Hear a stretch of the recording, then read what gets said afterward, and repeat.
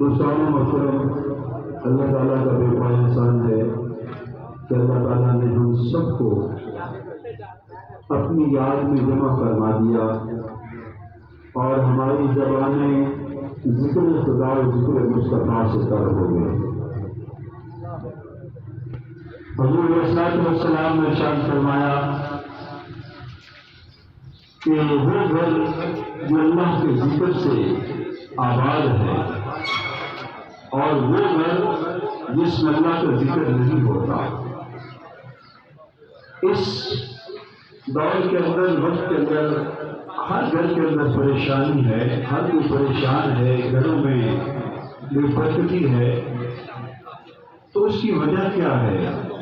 اس کی وجہ حضور صلی اللہ علیہ وسلم نے ارشاد فرمایا کہ وہ گھر جس میں اللہ کا ذکر ہوتا ہے اور وہ گھر جس میں اللہ کا ذکر نہیں ہوتا، وہ زندہ اور مردہ کی جیسا ہے۔ کہ جس گھر میں اللہ کا ذکر ہوتا ہے گویا وہ زندہ ہے، اور جو گھر اللہ کے ذکر سے محروم ہے گویا وہ مردہ ہے۔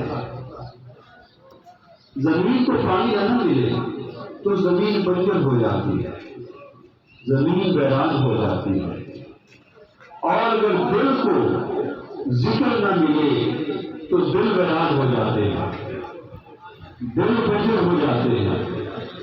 جب دل اللہ کی یاد سے غافل ہوتا ہے تو سمجھے دل کی زمین بنجر ہو گئی، دل کی زمین ویران ہو گئی۔ اسی کو حضور صلی اللہ علیہ وسلم نے مردہ قرار دیا ہے کہ جس طرح زمین کو پانی نہ ملے تو زمین مردہ ہو جاتی ہے، زمین بنجر ہو جاتی ہے۔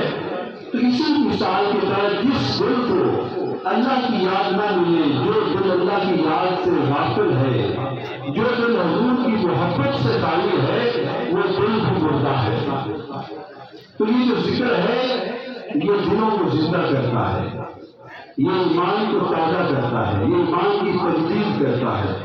یہ جو ہم اللہ کا ذکر کرتے ہیں ہر روز تجدید ایمان کرتے ہیں، ہم اپنے ذکر کو ہر روز ذکر سے ایمان کو تازہ کرتے ہیں، دلوں کو آباد کرتے ہیں۔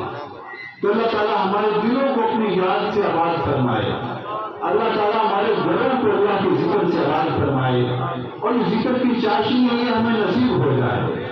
اور تمہارے فاروق رضی اللہ تعالیٰ عنہ صحابہ کو بیٹھا فرماتے اور کیا فرماتے کہ آؤ ایمان کی تجدید کرنے، ایمان کی تجدید کرنے اور پھر اللہ کا ذکر کرواتے۔ تو وہ اللہ کا ذکر کرنا ایسے ہے جس طرح ایمان کی تجدید کرنا ہے، ایمان کو تازہ کرنا ہے۔ تو اللہ کا ذکر ہمارے دلوں کو، اللہ کے ذکر سے ہمارے دل تازہ ہوتے ہیں، ہماری روح جو ہے اس کے اندر توانائی آتی ہے۔ تو اللہ تعالیٰ اس ذکر و فکر کی جو توفیق اللہ نے عطا فرمائی ہے، یہ توفیق تعالیٰ میں آخر ہمیں نصیب رہے۔